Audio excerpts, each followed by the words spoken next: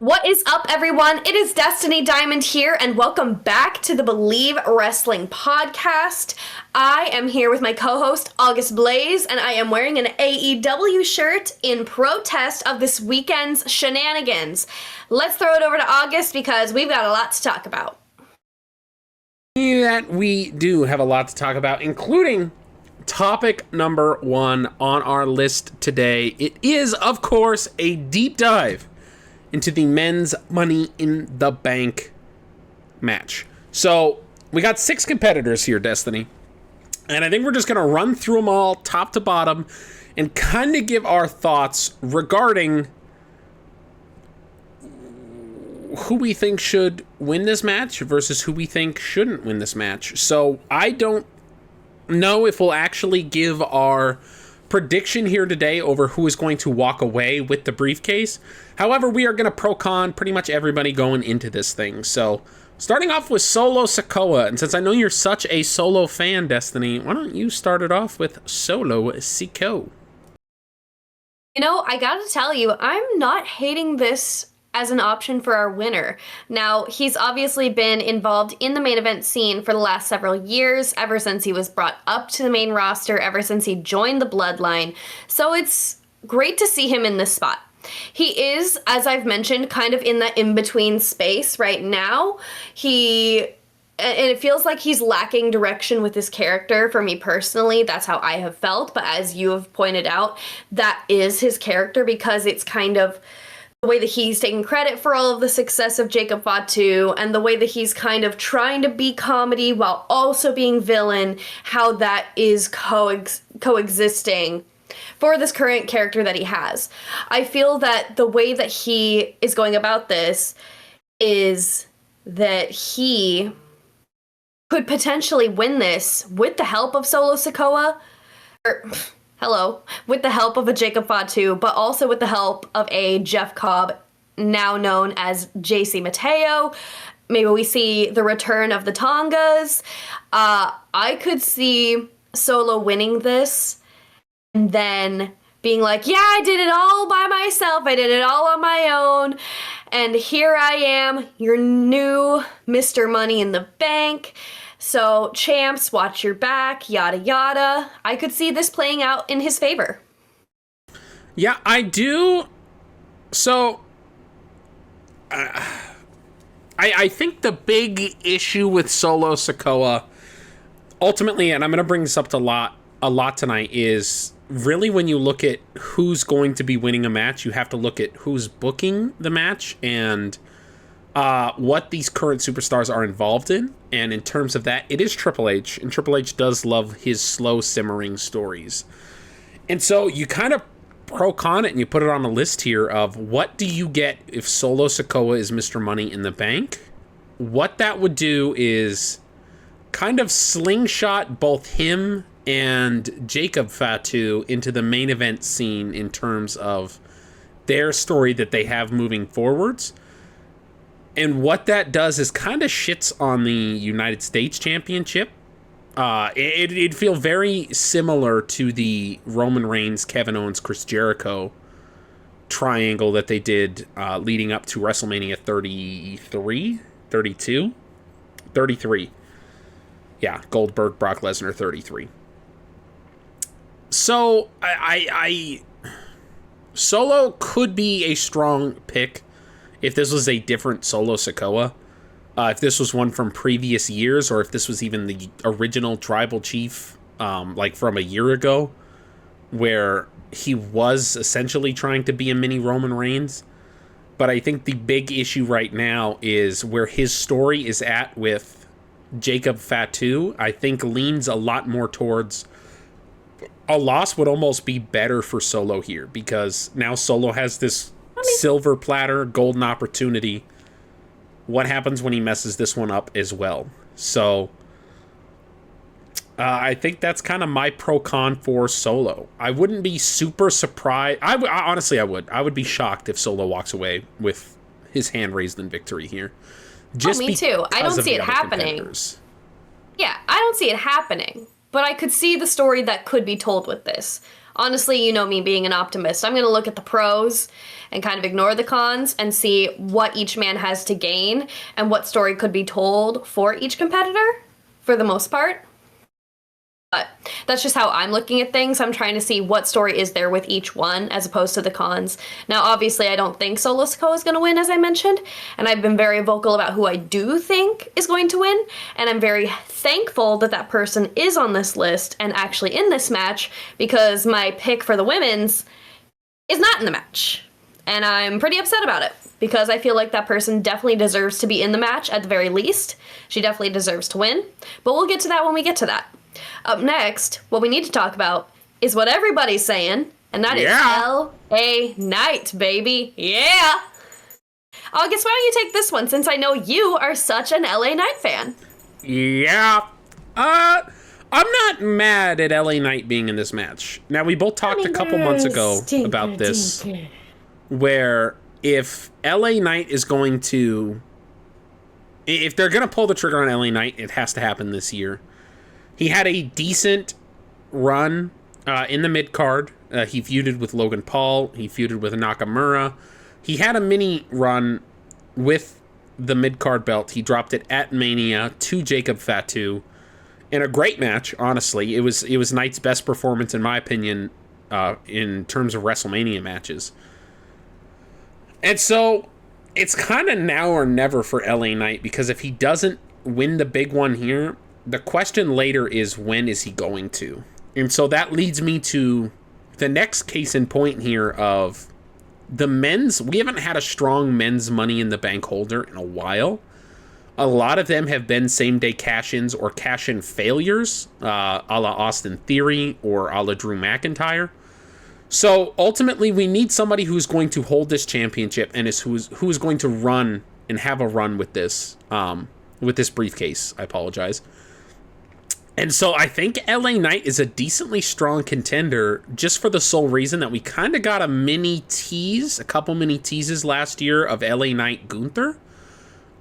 So when Gunther inevitably gets his hands back on a world title, you can very easily tell that story with LA Knight chasing him down. And also LA Knight John Cena could be very intriguing, doing that story as well with the Money in the Bank briefcase and a heel John Cena. So I wouldn't be mad at it. However, at the same time, I know this current regime in WWE, and I don't have a lot of faith for them actually pulling the trigger here on LA Knight, especially because they're kind of experimenting with Jey Uso right now. So it would be two very big experiments at the same time, all based on fan support.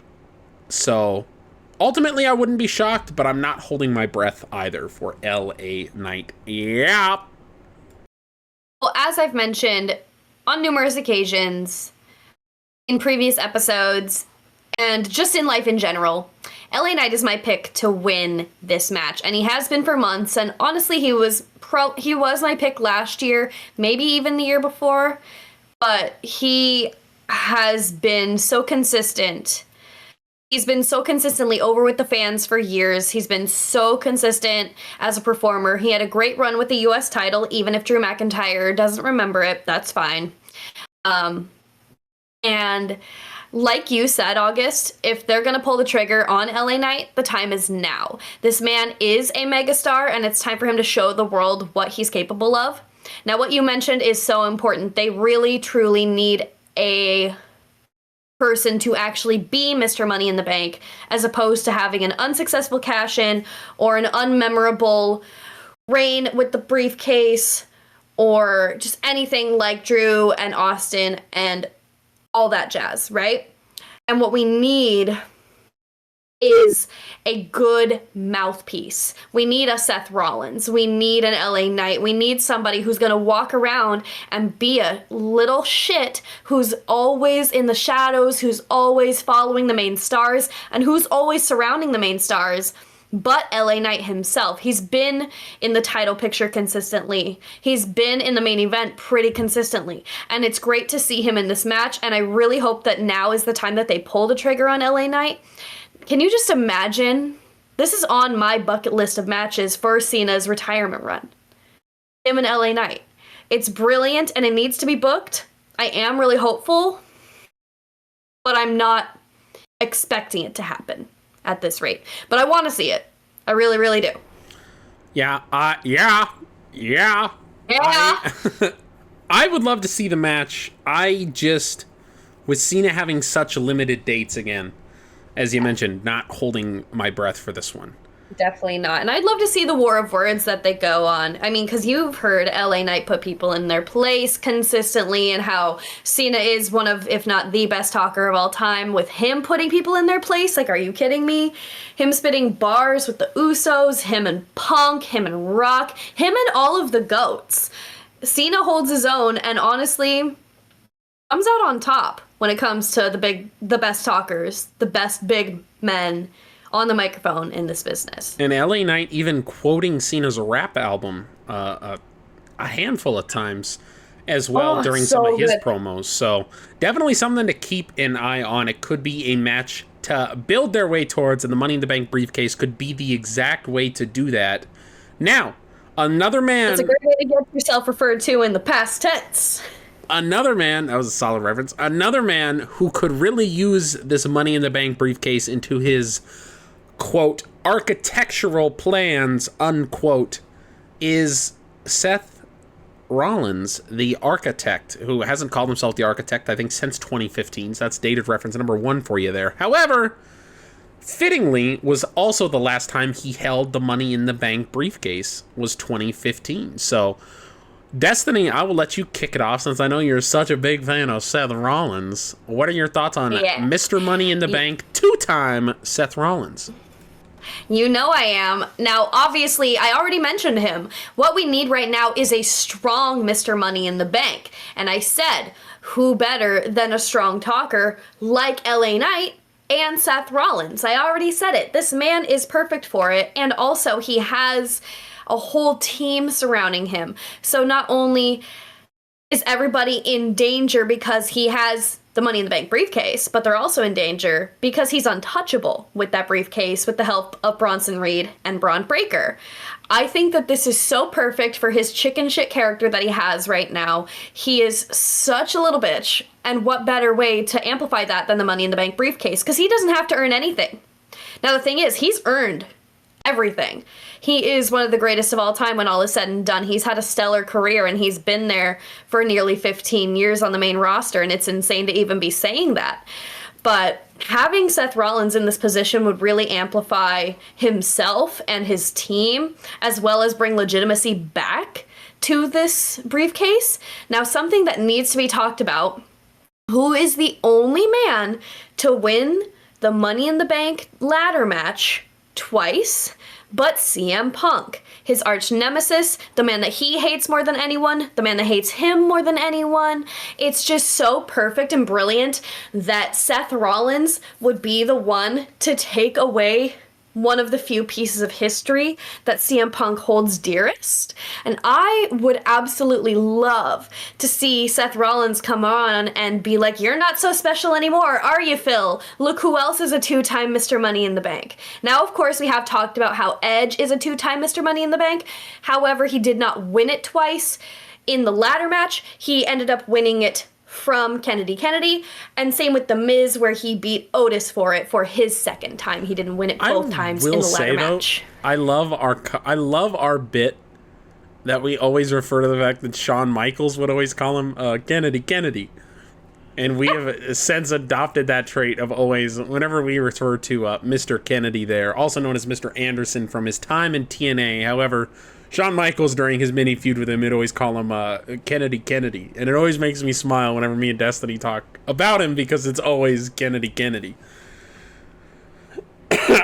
Yeah, so a lot of strong points for Seth Rollins winning this match. I think he is kind of just the odds-on favorite to win this thing because there are a lot of positives to him walking out. I raise one question against it, though, and this is the only stick in the mud I see against this. SummerSlam is 2 nights, and Triple H likes his long-term storytelling, and what match would sell out a stadium other than Seth Rollins versus CM Punk, who cost him the Money in the Bank briefcase because CM Punk was a salty bitch that he did not qualify because of Seth Rollins' interference in his final qualifier. So I do 100% see Seth having this match won, Punk costing him the match, and we finally get the blow-off match to the Seth Rollins CM Punk feud, and it will be SummerSlam main event, either night 1 or night 2. Maybe not even the main event. I don't know. It probably should be, but Lord knows with how SummerSlam's already stacking up to be. So I do think Seth Rollins, CM Punk is going to kind of finish their story at SummerSlam, and I think Triple H has held it out so long because he knows he needs a big show, because this is the first time a pay-per-view event is 2 nights that is not WrestleMania, and they are going to need as much star power and big names across matches as possible. And so I do see Seth Rollins being a major upset here in terms of losing this match because of CM Punk, which is going to cause a lot of groaning from the internet wrestling community because they are pretty much done with this feud, which I don't blame them. However, I do love this feud. I do love these two. So... And I want to talk about one more benefit of having Seth Rollins win this. Now, he has such major history with both current world champions. Obviously, he's breathing down Jay's neck and has been for a long time, but you also have the history that he has with John Cena, the WWE champion, which is so cool that they could explore and have him kind of behind John, kind of mocking him, the way that he sang John's theme song to him with his laugh a couple years ago. How cool that was. Maybe we could see a little return of that. Because if you have Seth Rollins walking around with that briefcase, he's going to be everywhere. It's not like he's going to be on just one show or just, having his moment here and there. He's going to be everywhere. He's going to be at the beginning of the show, the middle of the show, the end of the show. He's going to be all over the place. And I'm excited to see it if he wins this match.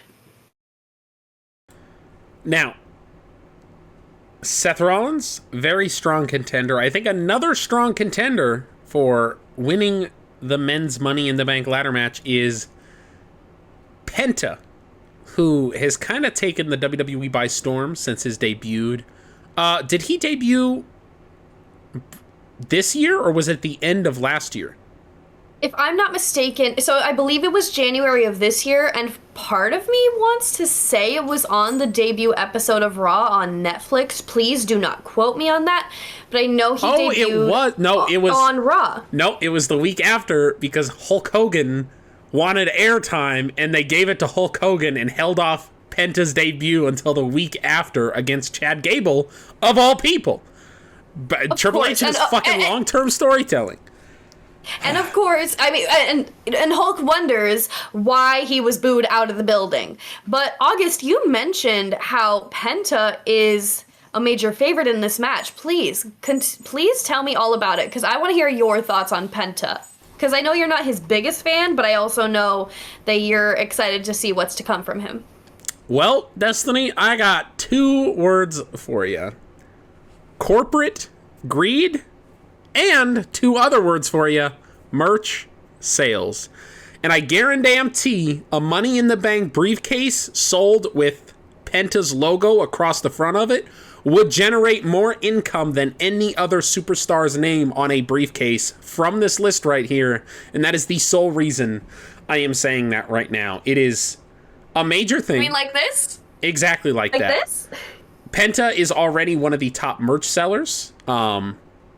I think LA Knight could also have this work in his favor. However, Penta has gone pretty much ballistic in terms of kids. LA Knight has a lot of fans, but that also spreads across over to the men and the women. Penta is very much, it's like the New Age Rey Mysterio, essentially, where kids absolutely love Penta. They think he's the coolest thing ever. And so kids are going to be the one, for the most part, who are buying, kids and super fans of the product. And the kids are the ones that are going to be spending their parents' money the most. And so I think if WWE continues down this corporate greed tunnel they've been shoveling, Penta will be their odds-on favorite to win, just for the sole fact that he's the most marketable as Mr. Money in the Bank. And also in the same chord, there's been a lot of news recently in terms of Triple H not being a fan of the Money in the Bank gimmick. Notably, Triple H has never been involved in a Money in the Bank ladder match, as well as a Money in the Bank cash-in. He's never been cashed in on as champion. He kind of avoided that his whole career, and he, as you could tell from his booking, he doesn't seem to be a big fan of the Money in the Bank style for the most part. And so I would not doubt if he has Penta win this briefcase, and as a big way to incorporate AAA and to kind of jumpstart AAA, we kind of see a Penta crossover to AAA and cash in over there for the top title over in AAA, just to kind of build some more brand recognition and relatability between AAA and the WWE. So I could definitely see that, because at the same time, then Triple H doesn't have to book it on his main US shows. That is so valid, because now you talked about, so many amazing points. You talked about Triple H. It's so crazy to me that not only was he never in a Money in the Bank ladder match, that obviously means he never won it, but the fact that he was never cashed in on or part of a cash-in in any capacity, and to have been as consistently in the main event and the title picture for his entire career is mind-blowing to me, because he is a 14-time world champion. And the fact that he's never had to even touch it is mind-boggling to me. I will say the one minor exception to that is he was Randy Orton. Semi-involved with Randy Orton and Daniel Bryan's cash-in. However, he was the special guest referee for the match. He was not involved in the actual match itself. Yeah, which is pretty cool. Now, I have to say, I feel like there's a lot. I mean, I'm not saying his booking doesn't back it up, because it does, especially with how many short reigns and unsuccessful cash-ins have happened recently. That definitely is evidence to back that claim up. However, I don't think that it's, definite that he doesn't like it. I mean, he's not going out saying, I don't like it, because if he doesn't like it, he has the power to nix it. He did do an interview where he says he's not a fan of the Money in the Bank. Let me pull up the actual... this article. Hold on. Because here's the thing. I have only ever seen, and forgive me, I mean, I don't go out and watch every single interview. That's on me. But also, I haven't even seen a screen recording of it on Twitter. That doesn't... I feel like doesn't necessarily... Yeah, I don't know what I'm trying to say. I need sleep. But my thing is, I feel like the internet has a tendency to take even the teeniest, tiniest bit of context that they hear and run with it and just over-dramatize it. Now, the thing is, yeah, maybe Triple H doesn't like it. Cool, awesome. He doesn't understand it. That's cool. But also... doesn't mean he's not going to book it well, and it doesn't mean he's not going to showcase it to the length that it deserves. I mean, he has seen the history of it. He's been around for its entirety. So I can still see, even if you don't like something, still booking it up. Yeah, so a news report from WrestleVotes Radio, available via the Sportskeeda WrestleBinge YouTube channel, suggests that Money in the Bank's future as an ongoing WWE concern could be in danger. Company figurehead Triple H is reportedly no fan of the briefcase concept that started 20 years ago. All the quotes that I see, do say that Triple H... hold on, let me pull up. I can't find the exact quote of it, but every quote is saying Triple H, quote, not a fan of WWE Money in the Bank. So I think it was a offshoot during an interview that he did where somebody says, well, what are your thoughts on the Money in the Bank? And Triple H says, I'm not a fan of that, actually. And that's where all of this is kind of stemming from here. Gotcha. Well, and like I said, the internet has a tendency to latch on to the teeniest, tiniest little throwaway lines and run with it and turn it into a big story when it doesn't even need to be. But that's just my personal opinion. Now, back to Penta. He is the fastest rising star in the WWE currently, and I could definitely see them doing big things with him if they give him the Money in the Bank briefcase. Obviously, you touched on marketing. That is genius, especially with, as we have talked about and will continue to talk about in this episode and future episodes, their corporate greed, which is why I'm not wearing their merch tonight. How he is so marketable and he is so popular, and honestly, he is I know that Rey Mysterio was so cool when he was in his prime, but I would consider Penta to be like a cooler Rey Mysterio because of his swagger, because of his aura, because of his entrance and that walk that he does. Now, I'm not saying Rey Mysterio isn't cool, but later on in his career, through now, he has been for the kids, and that's about it, respectfully. I love Rey. I met Rey. I have his autograph. He is 5'6". He is 5'2". I have video evidence, and you keep saying that, but I have physical proof. I think you're forgetting how much aura Rey Mysterio had with the fucking 8-foot pop in the air for his entrance. When he had the Booyaka Booyaka, iconic. When, like, 2005 to, like, 2007, he had a different style of that theme song that was... It was like peak Mysterio aura, all right? And I don't think... It was great. Any luchador will ever have that level of aura again, including I'm sorry, Penta. Have you heard Penta's theme music? It is the best theme music in wrestling today. I don't even care what anybody says. We talk about how much Def Rebel sucks. Yeah, that's true. Did they produce this? From what I understand, they did. And I can forgive them for some of their sins, most of them not. But because of this theme music, I think they can stick around for a tiny bit longer, and then we can boot them. The problem is Rey Mysterio was the sole act. He was the only masked luchador in the WWE at the time, which is what allowed him to stand head and shoulders above everybody else. And Penta is not even remotely, especially with the acquisition of AAA. There are a lot of very, very talented luchadors currently involved in the WWE when Rey Mysterio, although there was a handful like Psychosis, like Super Crazy, who are really good, none of them, I think... One of Psychosis might have worn a mask. I think Psychosis was still wearing his mask at the time. It was Psychosis. It was not Super Crazy. Psychosis. Who was the third one? Oh, Juventud.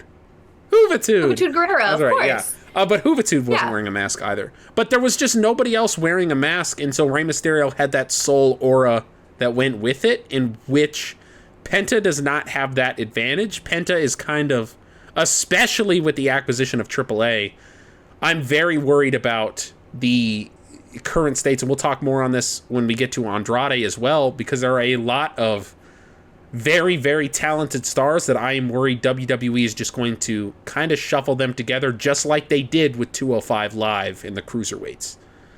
Right. And I have to say, though, I will say, they do have a lot of luchadors, and with the acquisition of AAA, they do have a lot of talent from that breed, obviously. And I still think that Penta stands out head and shoulders above the rest, even above his brother currently. I think that he is the standout of all the luchadors, and I think that him winning Money in the Bank would be a great way to tie it into AAA. I don't see it happening, but listen, if your goal is marketability and you really, really want to push that AAA acquisition, and you're really looking to build that relationship and bring it to the eyes of your customers, your viewers, then this is a great way to do it.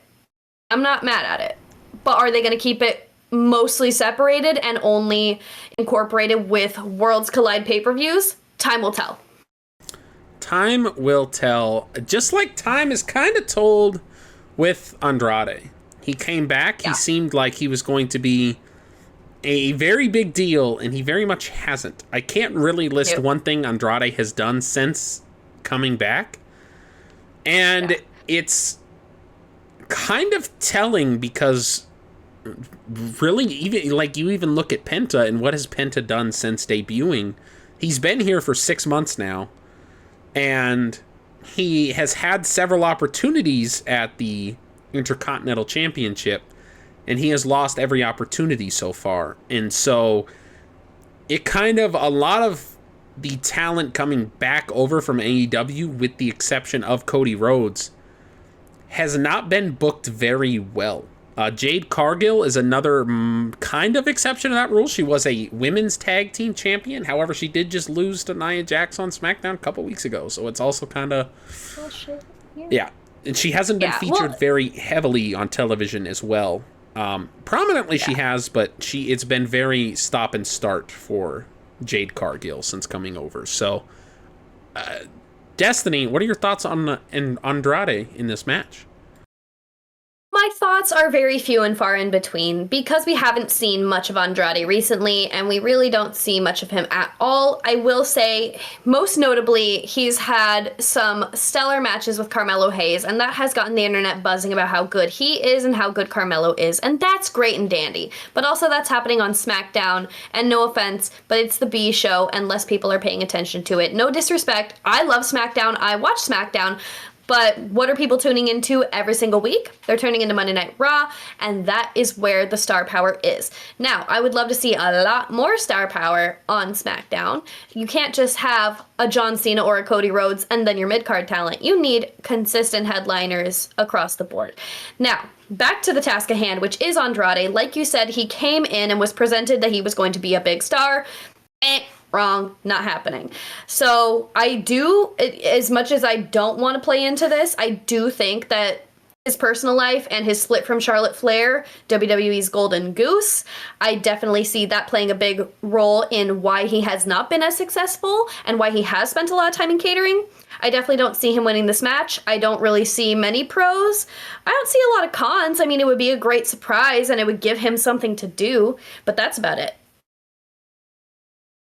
Yeah, I think the problem right now is who the current champions are. Because Andrade is not going to be going up. You could do Andrade Jey Uso, but I honestly don't think Jey Uso is holding the title for too much longer.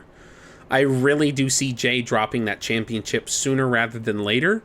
And Andrade Gunther, although that would be a good match, it's just such a clash of... It's Andrade's...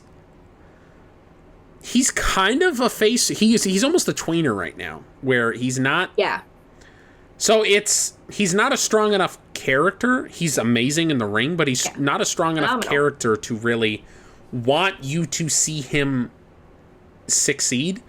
I saw a beautiful quote that Nick Nemeth recently posted, formerly known as Dolph Ziggler, where he said he actually got a chance to talk to Billy Gunn when he was in high school and asked him a question for advice, and the question the advice that Billy Gunn gave to Nick Nemeth was, just make sure you're not good at taking finishers, kid, because then that's all you'll ever do. Which is crazy, because... the irony! It's Dolph Ziggler! Yeah, What he became. And so I feel like Andrade is, unfortunately, he's so good at this in-ring... He makes everything look really good, and so I really feel like he's the spot monkey of the match. He's kind of like the current day, throw Jeff Hardy in there, because he can do something kind of crazy and death-defying and get the audience off their seat, and then we'll give it to an actual star. I can definitely see them doing a major spot with Penta and Andrade in this match, the way that Kalisto did the Salida del Sol off the top of the ladder onto another ladder several years ago, deep cut. But I could see those two taking each other out hardcore. Speaking of hardcore, we got the hardcore legend. We got the man who has toured the globe before finally setting his sights on the World Wrestling Entertainment Corporation. This is why I hate this. Okay. It's not even a hot take, so I'm not going to do it under hot takes. But WWE really needs to be something else. WWE sucks. Because entertainment is not an entity. It's not. When Shawn Michaels I used to love Shawn for this reason, because he'd always be like, I will become the World Wrestling Federation champion. And nobody says, I will become the World Wrestling Entertainment champion. Because it sounds dumb, and it's not an entity. It's dumb. The WWF was an entity. It was a federation, so you could refer to it as an entity. You could say the WWF. You can't say the WWE because it doesn't make sense. I'm going to go work at the World Wrestling Entertainment. What? Entertainment what? What? Anyways, they finally procured the talent known as El Grande Americano. I've been a fan of his for years. And he has weaseled his way into this match. And it's a big weekend for El Grande and his best friend, Chad Gable, who kind of helped bring him in here because Chad Gable has a very big featured match at Worlds Collide. I don't think it's for the championship, correct? As far as I am aware, no. But I definitely am seeing big things from El Grande Americano and big things from Chad Gable. It is so wonderful to see such great friends be so successful in such a parallel timeline. I'm loving to see I'm loving seeing it right now. And I'm loving this El Grande Americano right now. Now, August, while you're doing your research, I'm just going to talk about El Grande Americano real quick, if you'll let me. But what I want to talk about is how amazing this man's going to be in the match. Real quick before you do. Oh, yeah, please. Hop in. Fucking Stephanie Vakir and Lola Vice are tag teaming at this show? Yeah. I had no idea. Dog. I had no idea. Right? I might actually have to watch this pay-per-view. What the fuck? Wait, are you a Lola Vice fan? Please tell me more immediately. I fucking love Lola Vice so much. Okay, so now all I gotta do to get your attention is do the Lola Vice dance. I don't know if that's true. I don't know. Let's not oversimplify you, boy. I will say, though, it is listed here that it is, according to F4W Online, it is listed as the AAA Mega Championship match, Vikingo versus Chad Gable. So it could very well be for the title. I just really want to talk about real quick how thankful I am that Vikingo took the title off of a very unworthy, very gross, very disturbing, very disgusting Alberto Del Rio. We do not like him on this podcast. We do not like him anywhere. We want to say good riddance and goodbye forever. Thank you for nothing. We hate you. So long. Farewell. Auf Wiedersehen. Adieu. No one liked you anyway. Na na na na na na na. Hey hey hey. Goodbye. Now, as you were saying before, I so rudely interrupted because I got excited about Stephanie Vakir and Lola Vice. You are so good. Well, it is your turn to go first. So would you like to touch on the greatest of all time, El Grande Americano? I definitely think I will. I think you should. Only issue arising I see here is the current champions, because we do have a heel champion, and I think Jey Uso, whether he loses it to even if it's a dark horse in Logan Paul, or if it's Gunther, or if it is Seth Rollins, it is going to be another heel champion. And so El Grande would essentially be invisible until we get a strong babyface champion, because I do not see El Grande turning babyface. I mean, he was a great babyface in Mexico. He was phenomenal, and he was beloved. He's like the modern day Bret Hart, essentially, right? In Mexico, he's adored. But in the U.S., all the women want to be with him, all the men want to be him, and all the kids look up to him. He is transcendent amongst all generations. So, this could very well be a strong dark horse in this matchup here. Yeah, I really got to think. I'll let you talk more on it and see if I want to say more. But this could very well be, there's a very strong case to have El Grande. I have seen a number of people kind of upset they're still doing this gimmick, saying that it should end and El Grande should disappear. To that I say it's been 3 months. Relax. Yeah. Calm the fuck down. This thing has some legs still to stand on. And I guarantee until Rey Mysterio comes back, this is probably going to continue because it's Triple H. So get used to it. Yeah. Get used to it, and I'm not mad at it. I will get used to it, and I will sit down with my popcorn and be happy because I love El Grande Americano, and I have ever since he debuted in the WWE. He is a megastar, and I could see him walking away with this victory. Something I wanted to touch on with August before the pod, but we said save it for the pod, was this man just beat both CM Punk and AJ Styles to qualify for the Money in the Bank ladder match.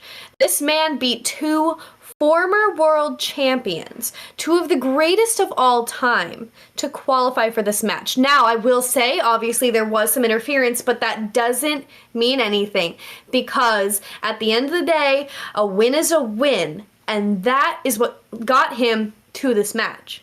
Now, just to break away from how we've been selling this, I want to talk about the greatness that is Chad Gable. It doesn't matter what you give him. it doesn't matter what it doesn't matter if he's babyface, heel, character, straight guy, whatever. Whether he was in American Alpha with Jason Jordan, Shorty G wearing the whack-ass shorts, whether he's with Otis and Maxine, or now with the Creed brothers and Ivy Nile. Anything that you give Chad Gable, he turns to gold, and he is honestly in the top 3, if not number 1, for the most entertaining superstars on Raw right now, because when he is on TV, you pay attention. It doesn't matter if he's Chad Gable with American Made or if he is El Grande Americano. This man is must-watch TV, and he is getting people to pay attention. It doesn't matter what he has to do. This man is incredible in the ring. He has done things that we've never seen any other human being do.